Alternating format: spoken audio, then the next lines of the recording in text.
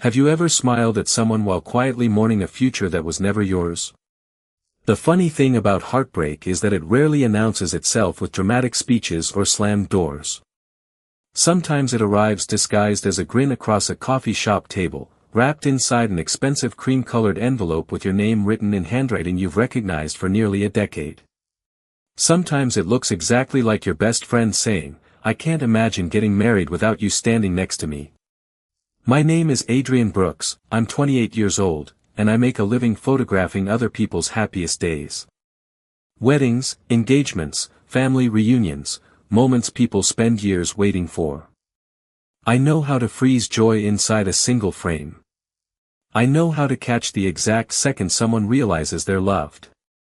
What I never learned was how to capture the moment you understand someone you love will probably never love you the same way. It was a cool Saturday morning in late September when Lucas Bennett asked me to meet him at our favorite neighborhood cafe in Portland. We'd been coming here since college, back when neither of us could afford anything except the cheapest drip coffee and one blueberry muffin we split down the middle. 10 years later, the furniture had changed, the menu had doubled in size, and we finally had careers we were proud of, but somehow we still ended up sitting at the same corner table by the front window. Lucas arrived 8 minutes late, exactly as expected. He always blamed traffic, even when he lived 12 minutes away. He walked in wearing a navy flannel over a gray t-shirt, carrying that easy smile that somehow made every room feel less crowded. At 29, he had become exactly the kind of architect everyone trusted, patient, thoughtful, quietly brilliant. He noticed details nobody else saw, whether it was a crooked bookshelf or the way afternoon sunlight landed across an old brick building. It was probably why we'd remained friends for so long. He built places. I preserved memories. We both spent our lives trying to hold on to things that disappeared faster than we wanted. Sorry, he laughed as he slid into the chair. Across from me. A client kept talking. That's because you keep designing buildings people actually like. And people keep crying in your wedding photos. Occupational hazard. He laughed again, and just like always, I forgot for a second that I was supposed to protect my own heart around him. We talked about football, about a food truck that had finally reopened after renovations, about my stubborn landlord who still hadn't fixed the leaky kitchen faucet, about his latest project restoring an old riverside theater. It felt familiar. Comfortable. Like every conversation we'd ever had. Then he reached into his messenger bag. I've been waiting to show you this. He slid a thick envelope across the table. My stomach tightened before my hands even touched it. The paper was textured, expensive, elegant without trying too hard. I already knew what it was before I opened it. Lucas watched me with the excitement of someone about to share the best news of his life. Emily and I finalized the invitations yesterday, he said. She loves your opinion, so don't hold back if you hate the font. I forced a smile that somehow convinced both of us. Looks beautiful. Then he leaned forward, suddenly nervous in a way I'd almost never seen. He rubbed the back of his neck, looked out the window for half a second, and laughed under his breath. Actually, that's not the real reason I wanted to meet. My pulse became strangely loud. He reached into the envelope and pulled out a small navy box tied with a silver ribbon. Adrian, he said softly, you've been my best friend for almost 10 years. You've been there through every terrible apartment, every awful haircut, every career disaster, and every stupid decision I've ever made.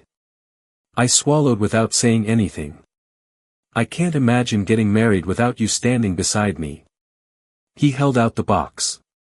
Inside was a simple pair of engraved silver cufflinks. Best man. The words blurred for just a second before my vision steadied again. Around us, coffee grinders hummed, people laughed, someone ordered pumpkin spice lattes even though summer hadn't fully ended yet. The whole cafe kept moving exactly as it should, completely unaware that my world had quietly shifted beneath my feet.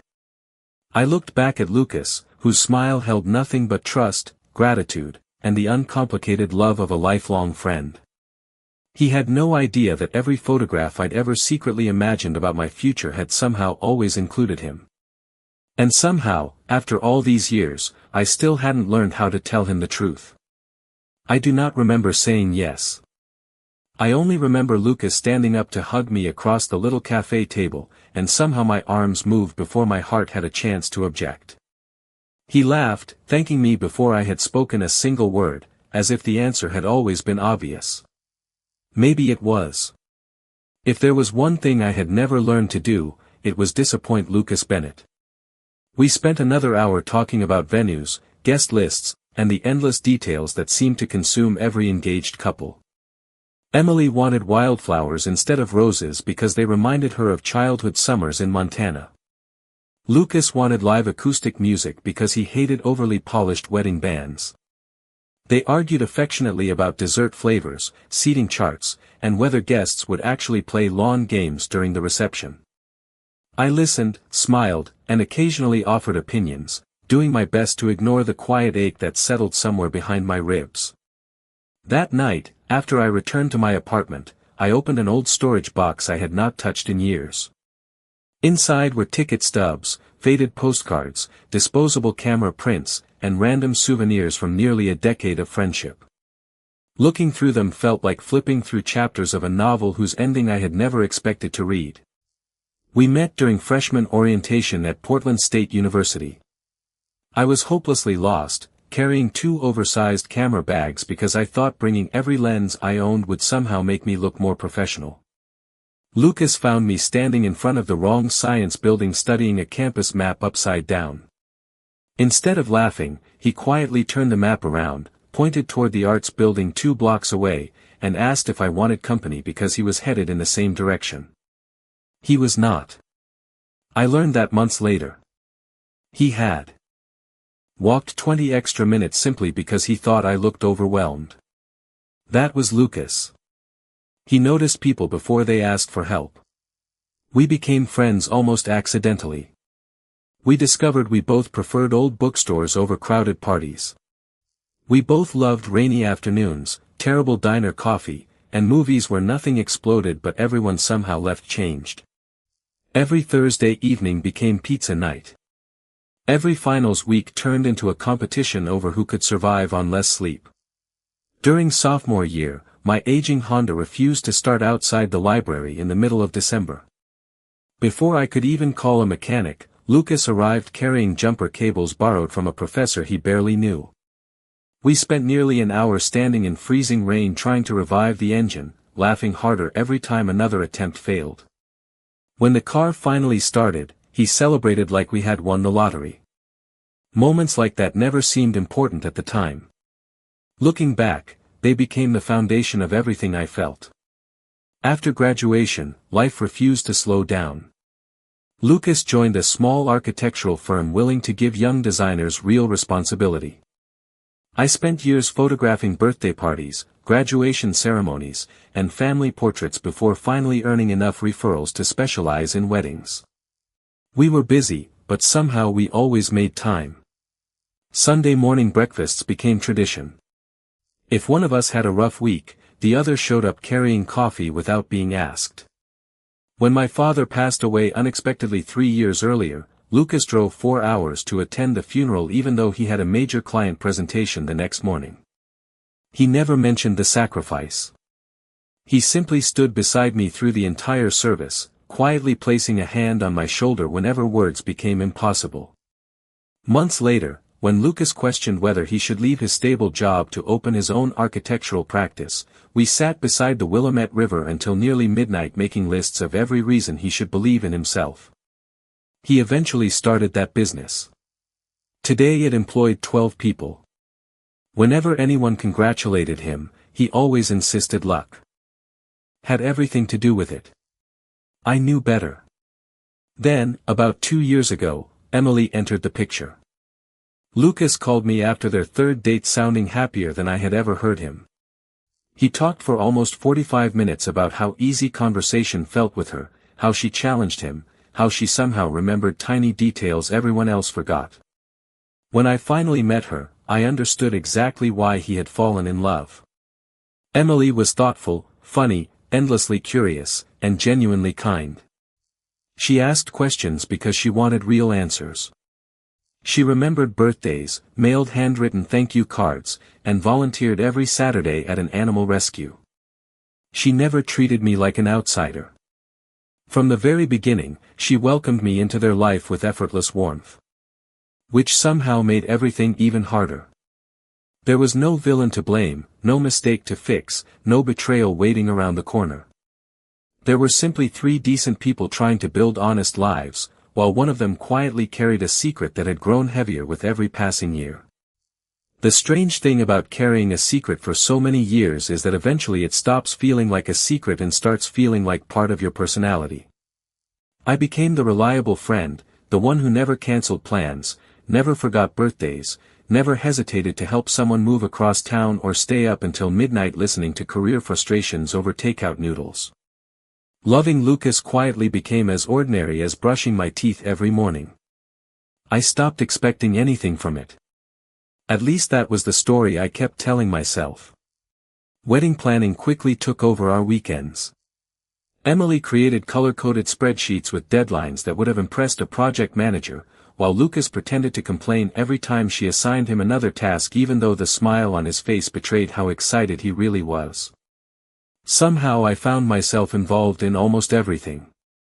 I accompanied Lucas to his tuxedo fitting because Emily insisted someone had to stop him from choosing the cheapest option. I spent an entire Saturday helping them visit reception venues, photographing different lighting conditions so they could compare how each space might look during sunset.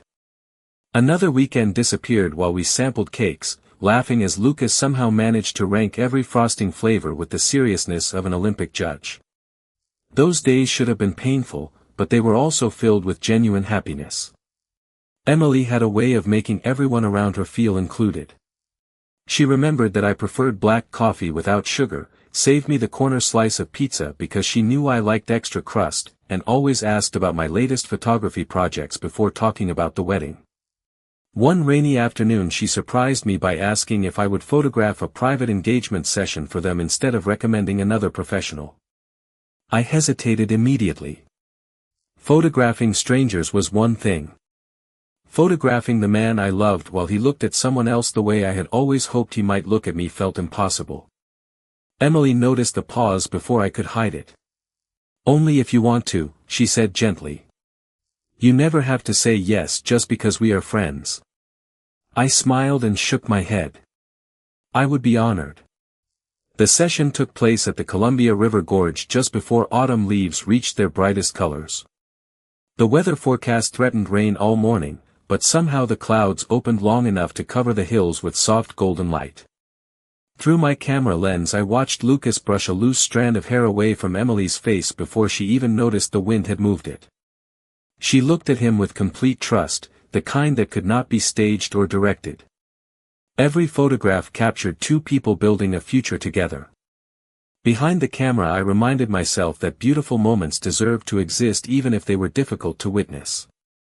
Afterward we celebrated with burgers from a roadside diner. Lucas insisted on paying because, according to him, best friends should never leave hungry. Emily rolled her eyes and laughed. "He has been saying that since college." I laughed too because it was true. Some habits never changed. Others changed so slowly that you barely noticed until one day they felt completely different. During the following weeks I began spending more evenings alone. Whenever Lucas invited me over for dinner, I politely claimed I had editing deadlines or early morning photo sessions. None of those excuses were entirely false, but they were not the real reason either. I needed space to breathe, to remember who I had been before my life quietly revolved around someone else's happiness. Instead, I poured myself into work. Wedding season was reaching its busiest stretch, and every weekend I stood behind my camera documenting vows, first dances, family hugs, and joyful tears. I started noticing something unexpected. The strongest couples were never the loudest or the most glamorous. They were the ones who exchanged tiny glances when nobody else was watching. The husband who automatically reached for his wife's coat before she realized she was cold. The partner who silently handed over a glass of water after hours of dancing. Love, I realized, was rarely built from grand declarations. It grew inside ordinary moments repeated with extraordinary consistency. One Tuesday evening, after finishing a long editing session, I opened my email and found an unexpected message from a photography studio in Seattle. Months earlier, almost on impulse, I had applied for a senior creative position that specialized in documentary storytelling. I had nearly forgotten about it. They wanted to schedule a final interview. The opportunity was everything I had hoped for professionally. It also happened to be nearly 3 hours away from everyone who currently defined my life. For the first time in years, I found myself wondering whether starting over somewhere new might not feel like running away at all. Maybe it would simply feel like finally giving my own future a chance. I accepted the interview with the Seattle studio without telling anyone except my older sister, who lived in Denver and had mastered the art of hearing what I never actually said. "You are not running away," she told me over the phone. "You are finally walking towards something that belongs to you." I wanted to believe her. The interview was scheduled for the Monday after the wedding, which felt strangely symbolic, as if two different versions of my future had agreed to meet at the same intersection. Until then, I made a quiet promise to myself. I would stop measuring my life by what I could never have. I would show up for Lucas the way I always had, celebrate his happiness honestly, and then begin building a life that no longer depended on standing close enough to borrow someone else's light. The decision did not erase the sadness, but it made it easier to breathe. A few days later Lucas called while I was editing a family portrait session. "Emergency," he announced the moment I answered. "The guest rooms at the cabin are completely booked because my cousins decided to arrive early, and the resort accidentally gave away one reservation. You are staying with me Friday night before the bachelor weekend. Do not argue because there literally is nowhere else to sleep." I laughed. "You realize you sound like an architect solving a structural problem." "Exactly. This is efficient." The bachelor weekend was nothing like the loud parties people usually imagined. Emily had insisted that everyone choose something Lucas genuinely enjoyed, so instead of crowded bars, 8 of us rented a lakeside cabin near Mount Hood, grilled burgers, played board games, hiked easy forest trails, and spent an embarrassing amount of time arguing over who made the best pancakes. It felt less like a celebration before a wedding and more like a reunion of old friends who had finally escaped their calendars for a weekend. That evening a thunderstorm rolled across the mountains much earlier than expected. Rain drummed against the cabin roof while everyone settled into card games around the fireplace. By midnight, one by one, people disappeared upstairs. Lucas tossed me a folded blanket with perfect accuracy. "Come on. We have to be up by 7 if we want to rent kayaks before breakfast." When we opened the bedroom door, we both stopped for a second. One queen bed. No couch. No extra mattress. Lucas looked around as if another piece of furniture might magically appear. "Well," he said with a helpless grin, "I guess college prepared us for this." It had. During road trips, camping weekends, and one unforgettable snowstorm that stranded us outside Bend. Years earlier, sharing a bed had never seemed unusual. We had always been just two exhausted friends making the most practical choice.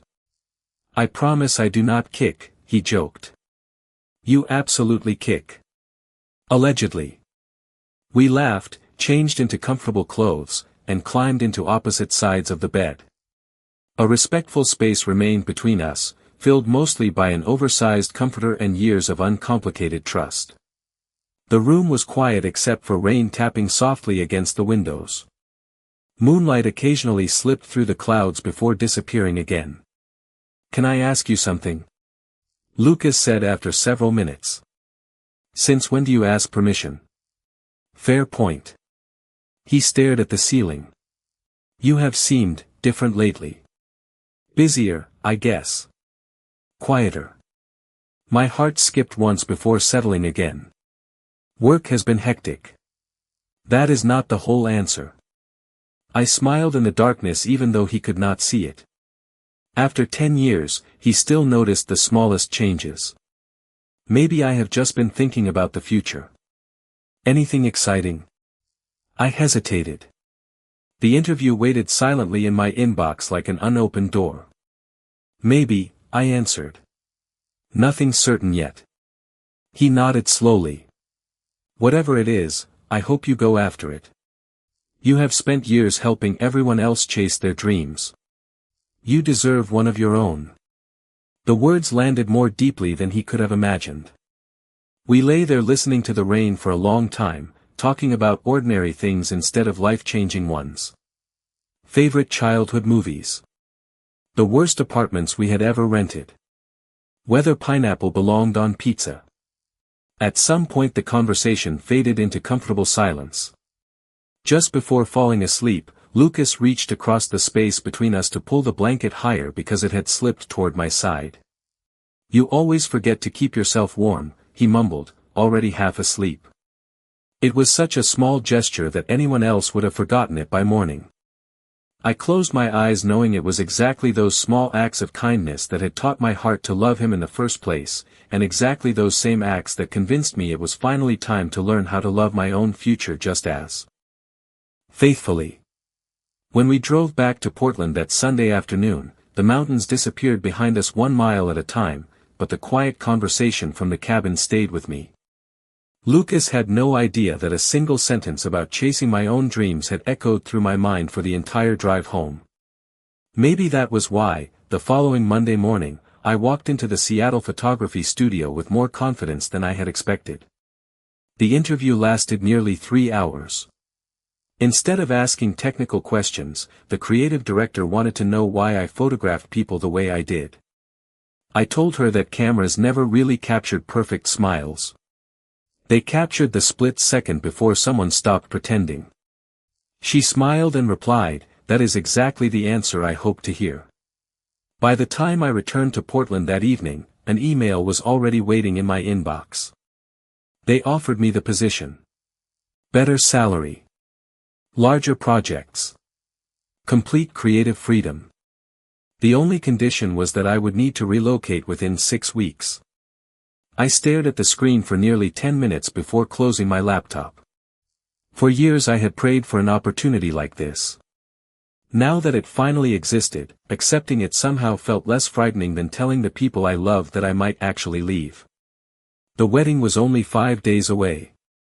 I decided it could wait a little longer. The rest of the week disappeared beneath final preparations. Emily asked me to review the reception timeline one last time because she trusted my experience photographing weddings. Lucas wanted help practicing the short thank you speech he planned to give their families. On Wednesday evening the three of us met at their apartment with takeout from our favorite Thai restaurant. Emily spread color-coded schedules across the dining table while Lucas unsuccessfully attempted to fold pocket squares after watching 3 different online tutorials. Every attempt looked worse than the previous one. I laughed so hard that I nearly spilled my iced tea. Emily finally took the fabric from his hands, folded it perfectly in less than 10 seconds, and handed it back without saying a word. Lucas looked at her with exaggerated admiration. "I am marrying a magician." "No," she answered with a grin. "You are marrying someone who actually reads instructions." Moments like that reminded me why I genuinely wanted them to be happy. Their relationship was built on kindness instead of perfection. They teased each other without cruelty. They listened before responding. They apologized easily. Watching them together hurt sometimes, but it also taught me what a healthy partnership could look like. On Thursday afternoon Lucas called unexpectedly while I was organizing camera equipment. "Can you meet me at the construction site?" he asked. "I need another opinion." Half an hour later I found him standing inside the nearly completed community arts center his company had spent 2 years designing. Sunlight poured through enormous glass windows, filling the unfinished building with warm afternoon light. "What do you think?" he asked quietly. I slowly walked through the open space, imagining children learning music, local artists displaying paintings, neighbors gathering for performances. "It feels hopeful," I answered. Lucas smiled. That is exactly what I wanted people to feel. We spent nearly an hour wandering through empty hallways discussing architecture, photography, and all the ordinary conversations that had always come so naturally to us. Then, almost absent-mindedly, he asked, "Do you ever think about leaving Portland?" The question caught me completely off guard. "Sometimes," I admitted carefully. He nodded without looking at me. "Me too. Not because I dislike it here. Just because I wonder what life would look like somewhere else." For a brief moment I considered telling him everything. The interview. The job offer. The possibility that this familiar city might soon become part of my past. The words reached the edge of my throat before quietly retreating again. "Maybe everyone wonders that eventually," I said instead. He accepted the answer with a thoughtful smile, but something about his expression lingered longer than usual. As we walked toward the parking lot, his phone rang. Emily's name appeared on the screen. His face immediately brightened. He answered with an easy warmth that made me smile despite myself. I climbed into my own car, watching him laugh while describing some tiny wedding emergency involving flowers and table numbers. It was a perfectly ordinary conversation, yet for the first time in years I noticed something unexpected. Instead of wondering what my life would have been if Lucas had loved me differently, I found myself wondering what kind of life I might build once I finally stopped waiting for a future that had never truly belonged to me. Friday arrived wrapped in crisp autumn air and the kind of golden morning photographers secretly wished for all year. The wedding rehearsal was scheduled for late afternoon, leaving everyone just enough time to believe the day would unfold exactly according to plan. It did not. Emily called before 8 o'clock laughing so hard she could barely finish a sentence. The florist's delivery truck had broken down outside Salem, one of the groomsmen had forgotten his dress shoes at home, and Lucas had somehow managed to leave the wedding rings inside the safe at his office instead of bringing them home the night before. "Tell me this is normal," she pleaded between nervous laughs. "It is completely normal," I assured her. "Every wedding thinks it is falling apart 24 hours before it starts. Somehow they always find their way back together." She let out a relieved breath. "That is exactly why I needed to hear your voice." I spent the rest of the morning helping solve problems that had nothing to do with photography. I picked up replacement flowers from a local grower Emily had worked with months earlier, drove across town to retrieve the forgotten rings from Lucas's office, and convinced one of the rental shops to stay open an extra 30 minutes so another groomsman could exchange a jacket that was one size too small. None of it felt extraordinary. Friendship had always looked less like dramatic sacrifices and more like quietly making difficult days a little easier. By late afternoon everyone gathered at the vineyard where the ceremony would take place. Rows of white chairs overlooked rolling hills painted in shades of amber and deep green. String lights stretched between old oak trees, waiting for sunset to transform them into tiny stars. Emily stood beneath the wooden arbor rehearsing her walk with her father while Lucas practiced greeting relatives he had not seen in years. Every few minutes someone called my name because they wanted an opinion about table placement, lighting, or where family photographs should happen after the ceremony. I answered each question automatically, grateful for the distraction. During rehearsal dinner the conversations became louder, warmer, and wonderfully ordinary. Lucas's college roommate told embarrassing stories about failed cooking experiments. Emily's grandmother insisted everyone take home extra slices of homemade apple pie. Children chased each other across the lawn while older relatives debated baseball scores from decades earlier as if the games had ended only yesterday. Looking around the room, I realized happiness rarely arrived all at once. It collected quietly inside moments exactly like these. As the evening settled in, I slipped outside with my camera hoping to capture the last few minutes of sunset. The vineyard overlooked a wide valley glowing beneath soft orange light. I lifted the camera almost by instinct before lowering it again. For once I did not want to hide behind a lens. "I thought I might find you here." Lucas's voice drifted across the quiet hillside. He walked over carrying 2 paper cups of hot cider and handed one to me without asking whether I wanted it. He already knew the answer. We stood side by side watching the sun disappear behind distant hills. "Thank you," he said after a long silence. "For everything this week. You have probably saved this wedding at least 6 different times." I smiled into the warm cup. "I lost count after the flowers." He laughed, but the sound faded more quickly than usual. "Can I tell you something strange?" "Always." He looked toward the horizon instead of at me. "All week people have kept asking whether I am excited. I keep saying yes because I am. Emily is incredible." He paused carefully. "But I also feel like something is changing, and I cannot explain it." I waited quietly. "Maybe that is just what growing up feels like," he continued. "You spend years chasing the next milestone, and then suddenly it is here. Everything is supposed to make sense, but instead you start asking questions you never had before." His words settled gently between us. "Questions are not always a bad thing," I replied. "Sometimes they are how we figure out who we are becoming." He nodded slowly, almost absent-mindedly. "You always know what to say."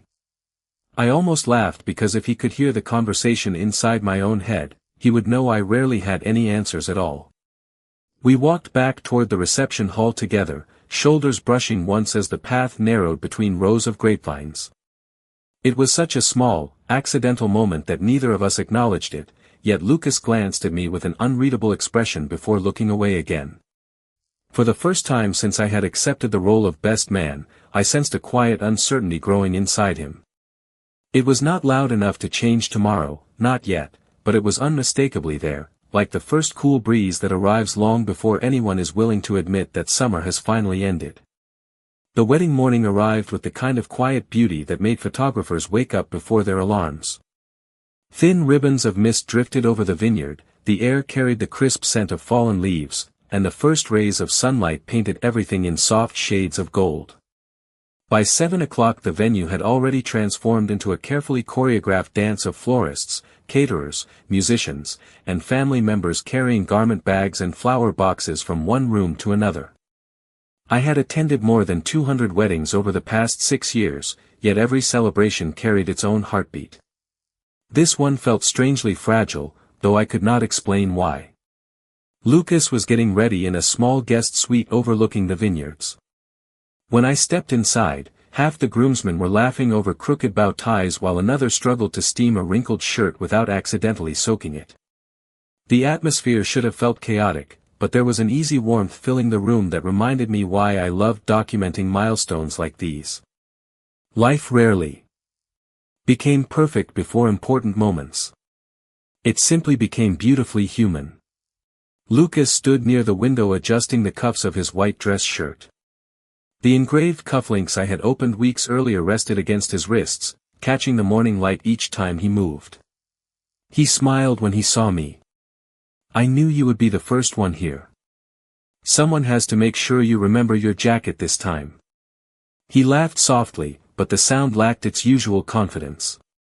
As everyone else drifted downstairs for breakfast, Lucas remained behind, staring through the window toward the empty ceremony chairs waiting outside. "Do you ever feel like time moves too fast?" he asked without turning around. "Every week," I answered honestly. "Especially at weddings." He nodded slowly.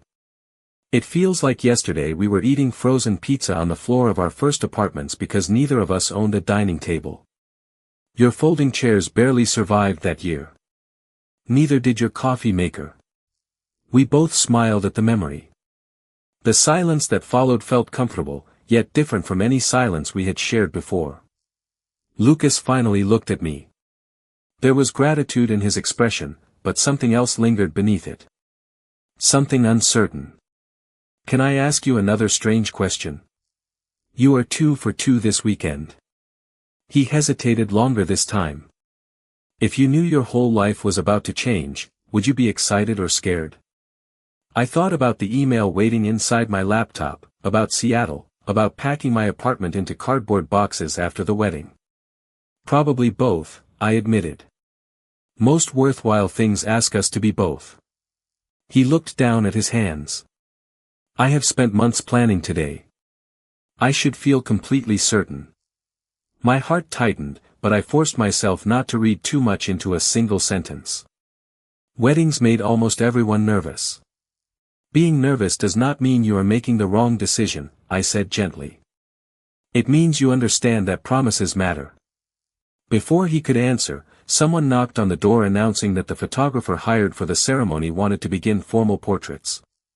Lucas took a deep breath, straightened his jacket, and followed everyone outside. The morning unfolded exactly as wedding mornings always did. Family members searched for misplaced boutonnieres, children became distracted by butterflies instead of photographs, and relatives insisted on taking dozens of extra pictures that would probably never leave their phones. I quietly helped organize groups, fixed crooked ties, and occasionally stepped aside to let the official photographer work. Around noon I walked toward the reception barn to retrieve my speech from the inside pocket of my overnight bag. As I rounded the corner, I heard familiar voices through an open window.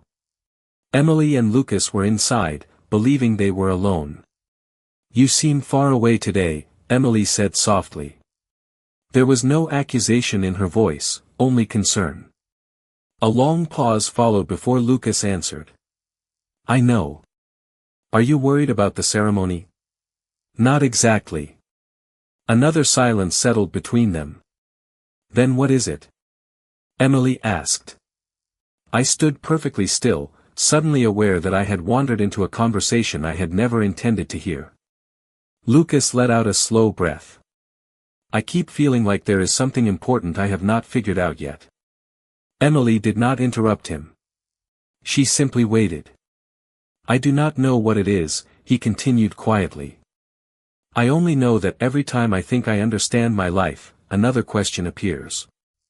My first instinct was to walk away immediately, but my feet refused to move. Emily finally spoke with remarkable calm. Then promise me one thing. Anything. Do not ignore the question just because you are afraid of the answer. Her words hung in the quiet room long after neither of them spoke again. I stepped back without making a sound and walked toward the vineyards instead, my speech still folded inside my jacket, my own heartbeat strangely unsteady. For the first time since this journey had begun, it no longer felt like only my future was quietly waiting to change. The ceremony did not begin at the scheduled time. Guests waited beneath the warm afternoon sun, musicians quietly replayed the opening melody, and whispered conversations gradually replaced the cheerful excitement that had filled the vineyard only minutes earlier. At first nobody seemed concerned. Weddings often ran a few minutes behind. 15 minutes became 20. Then Emily's father walked briskly across the lawn toward the coordinator, his expression calm but noticeably more serious than before. I remained near the front row, trying not to speculate. Eventually the coordinator approached me with a gentle smile. Lucas would like to see you for a moment. My stomach tightened. I found him standing alone inside the small preparation room where he had gotten dressed that morning. His jacket rested neatly across the back of a chair, and his tie had already been loosened. He looked exhausted, not physically, but emotionally, like someone who had spent hours carrying a weight nobody else could see. The moment the door closed behind me, he let out a long breath. I am sorry, he said quietly. For what? For dragging you into a day that has become much more complicated than I ever imagined. I stepped closer. Talk to me. He sat down slowly, rubbing his hands together the way he always did when searching for words. Emily and I talked. My heart remained perfectly still, almost as if it already knew this conversation belonged entirely to them. She asked me whether I was truly ready to make promises that would shape the rest of our lives. He looked toward the window overlooking the empty ceremony chairs. I wanted to answer yes immediately. Instead, I could not. I stayed silent. Some moments deserved room to breathe. She did not accuse me of anything, he continued. She did not get angry. She simply looked at me and said that marrying someone should never require convincing yourself. His voice broke only slightly before becoming steady again. She deserves someone who wakes up every morning absolutely certain that choosing her is the easiest decision in the world. I nodded gently. She does. And I realized that I care about her deeply. I always will. But somewhere along the way I confused gratitude, comfort, and admiration with something they were never meant to become. He closed his eyes for a brief second. Ending the ceremony before it began feels unbearable. Going through with it while carrying doubts feels even worse. Before I could respond, the door opened softly. Emily stepped inside. She had already removed her veil, and although her eyes looked tired, there was remarkable peace in her expression. She looked at both of us before offering a small smile. I figured you would end up here. Lucas immediately stood. Emily. She gently shook her head. You do not have to apologize for telling the truth. She walked closer until they stood only a few feet apart. I love you enough to want a life where neither of us has to wonder what might have happened if we had been honest today. Tears shimmered in Lucas's eyes for the first time since I had known him. I never wanted to hurt you. I know. She reached forward and straightened the collar of his jacket almost automatically, smiling through her own emotions. That is exactly why I know we are making the right decision. None of us spoke for several moments. The silence felt heavy, but not broken. It carried sadness without resentment. Respect without bitterness. Finally Emily turned toward me. Adrian, promise me something. Anything. Keep taking photographs that remind people what real love looks like. I managed a quiet smile. I will. She nodded gratefully before walking toward the door. Just before leaving, she looked back one last time. The guests will understand. Maybe not immediately, but eventually. After she disappeared down the hallway, Lucas remained motionless, staring at the floor. Outside, the musicians had stopped playing altogether. Families were beginning to gather in small groups as the coordinator calmly explained that the ceremony would not take place. Nobody raised their voice. Nobody created a scene. Life simply paused while three people chose honesty over appearances. As we slowly walked outside together, Lucas stopped beneath the old oak tree where the ceremony had been planned. He looked across the empty rows of white chairs, then quietly turned toward me with an expression I had never seen before. It was not certainty. It was not clarity. It was the unmistakable look of someone who had finally admitted that the questions inside his heart could no longer be ignored, even if he still had no idea where the answers would eventually lead. 3 weeks later, I accepted the position in Seattle. Telling Lucas turned out to be easier than I had imagined and harder than I had prepared for. We met at our favorite cafe, the same corner table where so many chapters of our lives had quietly begun. He listened without interrupting as I explained the opportunity, the relocation, and the chance to tell stories on a larger scale. When I finally finished, he smiled, but it was the kind of smile people wear when they are trying to be happy before they have figured out how to feel. You are really leaving, he said softly. I think I need to. He nodded, wrapping both hands around his coffee cup. Then I am proud of you. There was no dramatic goodbye. No impossible confession waiting to change everything. Just two friends choosing honesty over comfort for the first time in a long while. Seattle welcomed me with gray skies, salty air drifting in from Puget Sound, and a studio filled with people who loved stories as much as I did. The work challenged me in ways I had always hoped for. Instead of photographing only celebrations, I began documenting ordinary lives. Teachers preparing classrooms before sunrise. Fishermen returning to the harbor after dawn. Families rebuilding old homes together. I slowly realized that the most meaningful photographs were rarely about extraordinary events. They were about ordinary people learning how to become themselves. Lucas and I still spoke every week.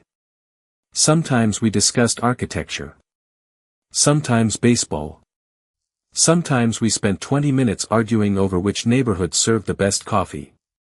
Other conversations drifted into comfortable silence because neither of us felt pressured to fill every pause anymore. Emily also stayed in touch. A few months after the cancelled wedding, she sent me a postcard from Montana where she had accepted a position leading a community arts program for children. She wrote only one sentence across the back. "Thank you for being the kind of friend who reminds people that kindness and honesty can exist together." I kept the postcard pinned above my desk.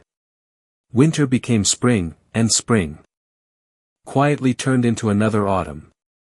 Nearly 1 year after I moved, my new studio invited clients to an open house celebrating our first award-winning documentary exhibition.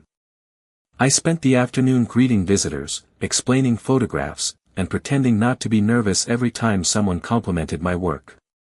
Around 4 o'clock the front door opened, and there he was.